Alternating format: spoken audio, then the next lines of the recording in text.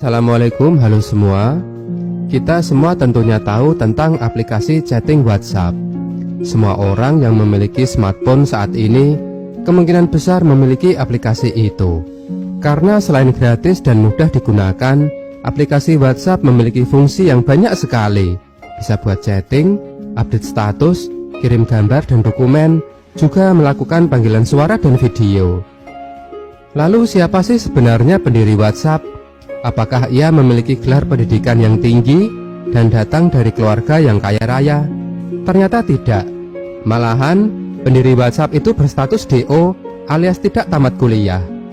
Dia juga dulunya adalah pemuda miskin yang bahkan pernah menjadi gelandangan gara-gara tidak memiliki uang sama sekali. Namanya adalah Jan Koum. Ia lahir pada tanggal 24 Februari 1976 di daerah bernama Vastik di bagian Kiev, negara Ukraina Eropa Timur. Ayahnya bekerja sebagai manajer konstruksi yang biasanya membuat sekolah dan rumah sakit di Ukraina.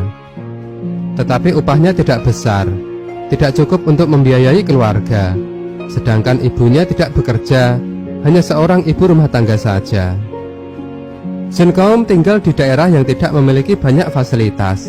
Listrik tidak ada, bahkan untuk mandi saja ia harus mengantri dalam keadaan yang sangat dingin karena kota tempat tinggalnya memiliki suhu di bawah 20 derajat Celcius. Saat itu terjadi gejolak politik di Ukraina dan meningkatnya gerakan anti-Yahudi. Keluarga Jan Koum tidak bisa hidup tenang karena Jan Koum dan keluarganya adalah keturunan Yahudi, sehingga mereka seperti dikejar-kejar dan mendapatkan perlakuan yang diskriminatif. Pada tahun 1990, karena tidak lagi nyaman tinggal di negaranya, keluarga Jan Koum memutuskan untuk pindah ke Amerika Serikat. Karena selain alasan keamanan, keluarga Jan Koum pun berharap bisa mendapatkan kehidupan yang lebih baik di sana. Jan Koum tinggal bersama ibu dan neneknya di sebuah apartemen yang kecil dan pengap. Sementara ayahnya masih tinggal di Ukraina dan akan menyusul ke Amerika sesegera mungkin. Tapi malang, pada tahun 1997, saat masih di Ukraina, ayahnya meninggal dunia. Jan Koum begitu sedih karena tidak bisa menghadiri pemakaman ayahnya. Tetapi Jan Koum tidak boleh terus bersedih. Ia harus berjuang untuk hidupnya. Tidak ada orang yang akan mengetuk pintu rumahnya lalu datang menyelamatkan hidupnya. Ia harus berusaha sendiri. Hidup di Amerika sangatlah keras. Jan Koum harus gigih agar bisa terus bertahan hidup. Keluarga Jan Koum pun berjuang. Ibu bekerja sebagai pengasuh anak, sedangkan Jan Koum sendiri menjadi penyapu toko. Ia bahkan pernah bekerja sebagai pengangkut sampah dan tukang cuci piring di tempat makan. Ia melakukan apa saja demi mendapatkan uang untuk bertahan hidup. Saking sulit kehidupannya saat itu, Jan Koum mengandalkan jatah makanan gratis yang diberikan oleh pemerintah untuk para tunawisma atau juga biasa disebut gelandangan. Jan Koum merasa tidak nyaman dengan kehidupannya. Ia ingin mengubah nasib.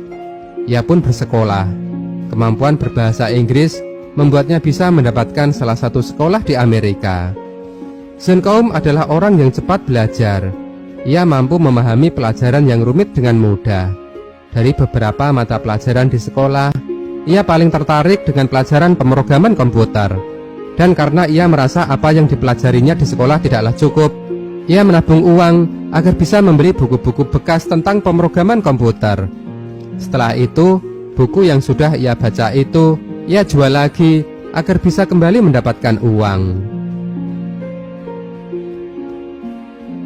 Tidak hanya lewat buku, Jan Koum pun belajar tentang komputer secara otodidak. Bahkan ia tergabung dengan para komunitas hacker agar kemampuannya dalam hal komputer semakin berkembang. Hidup begitu sulit pada saat itu. Pernah suatu ketika Jan Koum bajunya robek, tapi ia tetap memakainya karena tidak ada lagi baju yang lainnya. Saat di sekolah, teman-teman itu mentertawakannya. Jan Koum merasa malu, tapi tidak ada yang bisa ia lakukan selain hanya berdiam saja.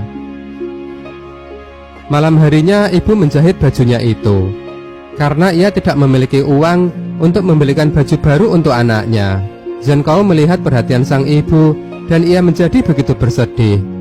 Ia berjanji di dalam hati, jika suatu saat nanti ia memiliki banyak uang, ia akan membalas budi ibunya dengan membelikannya baju yang banyak dan bagus-bagus. Setelah lulus sekolah, Zhen Kao masuk ke Universitas San Jose. Pada tahun 1997, kejadian bersejarah terjadi pada kehidupan Zhen Kao. Ia bertemu dengan Brian Acton, seorang karyawan dari perusahaan Yahoo yang kemudian menjadi teman terdekatnya. Brian Acton sangat terpukau dengan kemampuan Zhen Kao dalam hal komputer. Ia pun menyarankan Zhen Kao untuk mendaftar di perusahaan Yahoo. Zhen Kao awalnya ragu, mana bisa ia diterima di sebuah perusahaan yang besar seperti Yahoo. Apalagi ia masih kuliah dan belum lulus. Tapi saat ia mendaftar dan Zhen Kao mempraktekkan keahlian komputernya, perusahaan sangat terkesan dengan kemampuannya dan ia pun diterima. Di Yahoo, Zhen Kao bekerja sebagai seorang teknisi infrastruktur. Suatu ketika server Yahoo mengalami kerusakan. Zhen Kao yang saat itu masih berada di ruang kelas mengikuti kuliah, ditelepon oleh David Vilo, salah satu orang penting di Yahoo. Ia marah-marah karena tahu Zhen Kao masih kuliah. Ia pun lalu meminta Zhen Kao untuk segera datang ke kantor dan membantu memperbaiki server. Saat itu memang teknisi Yahoo masih sedikit, sehingga semua orang dikerahkan. Setelah kejadian itu, Zhen Kao memutuskan keluar dari kuliah dan fokus bekerja. Lagi pula, sebenarnya ia memang benci bersekolah. Di tengah perjuangannya memperbaiki nasib, Zhen Kao harus menerima kabar yang pahit. Ibunya didiagnosis kanker dan pada tahun 2000 meninggal dunia. Zhen Kao merasa sangat sedih dan kesepian. Beruntung sang sahabat, Brian Acton, terus mendukungnya. Mereka memang bersahabat dalam susah maupun senang. Bahkan saat Yahoo, tempat di mana mereka bekerja, mengalami jatuh bangun, Zhen Kao dan Brian Acton juga ikut merasakannya. Semasa di Yahoo, Zhen Kao sempat ditempatkan di divisi iklan, tapi ia sangat membencinya. Mungkin karena alasan itulah yang membuat WhatsApp bebas iklan. Pada tahun 2007, Zhen Kao keluar dari perusahaan Yahoo.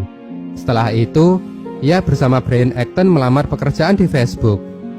Akan tetapi kenyataan tidak seindah dengan harapan. Mereka berdua ditolak bekerja di Facebook.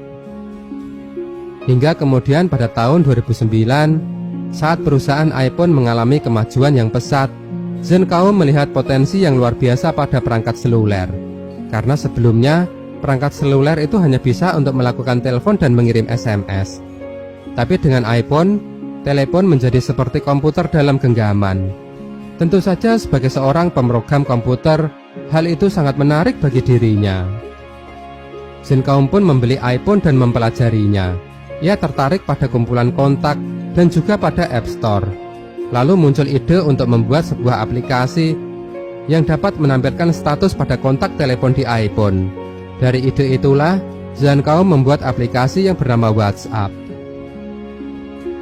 Zhen Kao bersama Igor Solomenikov, seorang developer aplikasi iPhone, lalu menciptakan aplikasi itu.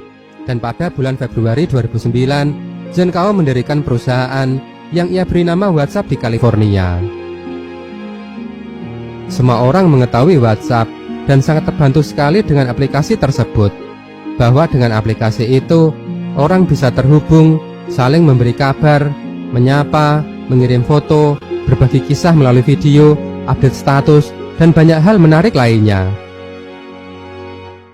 Tapi mungkin tidak semua orang tahu, di balik lahirnya aplikasi yang sangat mengagumkan itu, ada sebuah perjuangan keras yang sangat luar biasa. Karena sesungguhnya pada awal dirilisnya WhatsApp, jumlah penggunanya itu sangat sedikit sekali, dan tidak ada uang yang bisa dihasilkan dari aplikasi itu. Zhen Kao sempat akan menyerah dan meninggalkan WhatsApp untuk mencari pekerjaan dan mendapatkan gaji. Tapi sang sahabat Brian Acton melarangnya. Ia mengatakan, "Kamu jangan bodoh, kamu sudah bekerja sejauh ini. Kalau kamu menyerah, semuanya akan sia-sia." Zhen Kao pun akhirnya tidak jadi menyerah. ia terus melanjutkan WhatsApp, melanjutkan perjuangannya.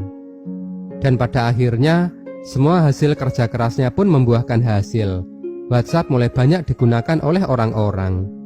Kemudian, banyak fitur baru yang ditambahkan, sehingga orang makin suka, dan semakin banyak orang yang menggunakan WhatsApp. Aplikasi makin berkembang, menjadi lebih baik dan lebih baik lagi. Hingga pada tahun 2011, aplikasi WhatsApp berhasil masuk dalam 20 besar aplikasi populer di App Store. Dan pada tahun 2014, Zencom dan Brand Acton menjual WhatsApp ke Facebook, perusahaan yang dulu sempat menolak mereka. Nilai penjualan WhatsApp itu adalah 19 miliar dolar. Tentu itu jumlah uang yang sangat besar sekali. Dan dari hasil penjualan itu, Zencom menjadi orang yang sangat kaya raya. Beberapa hari setelah WhatsApp dibeli oleh Facebook, Zencom melakukan sesuatu hal yang mengharukan. Ia datang ke tempat saat ia berumur 16 tahun, yang setiap pagi pada waktu itu, ia ikut mengantri agar dapat jatah makanan gratis dari pemerintah. Ia menyandarkan kepalanya ke dinding, mengenang masa-masa sulitnya. Pelan-pelan, air matanya meleleh, karena Zencom teringat dengan ibunya yang telah meninggal dunia. Ia ingat perjuangan ibunya pada waktu itu, yang sampai rela menjahitkan baju robek miliknya, karena tidak memiliki uang untuk membeli baju yang baru. Semua dilakukan ibu agar bisa berhemat demi bisa bertahan hidup.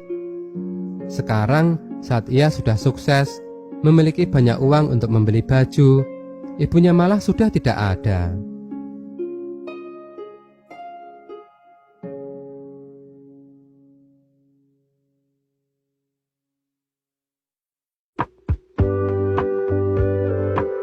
Terima kasih sudah menonton video ini. Jika kalian suka, yuk klik tombol like, berkomentar, dan share videonya ya. Dan jangan lupa subscribe sebagai bentuk dukungan kamu kepada channel ini. Terima kasih.